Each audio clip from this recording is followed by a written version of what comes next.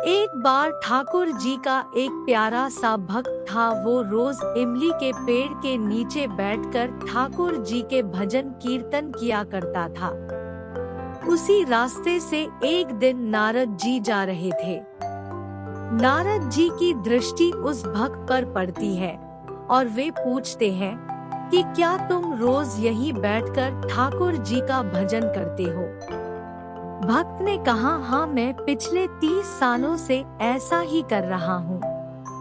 नारद जी ऐसा सुनकर बड़े प्रसन्न हुए और उन्होंने कहा कि मैं अभी भगवान से मिलने जा रहा हूँ। अगर तुम कोई संदेश देना चाहते हो तो मुझसे कह दो।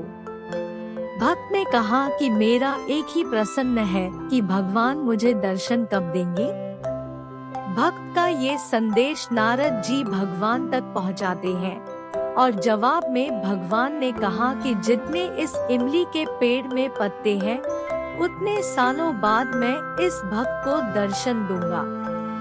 नारद जी ये बात उनके भक्त को जाकर बता देते हैं, जिसे सुनकर भक्त खुशी से झूमने लगता है, नाचने लगता है और भजन गाने लगता है।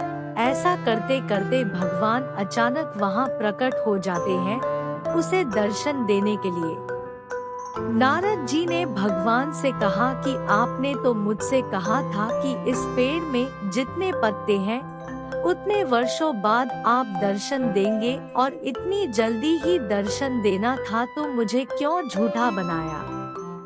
भगवान कहते हैं कि जिस तरीके से वो भक्त पहले मेरी भक्ति कर रहा था उस तरीके से तो मैं उतने ही वर्षों बाद उसे दर्शन देता, लेकिन जैसे ही उसे पता चला कि भले ही वर्षों बाद लेकिन मैं उसे दर्शन जरूर दूंगा, ये सुनकर जिस उत्साह से उसने मेरी भक्ति शुरू की मुझे तुरंत ही आना पड़ा।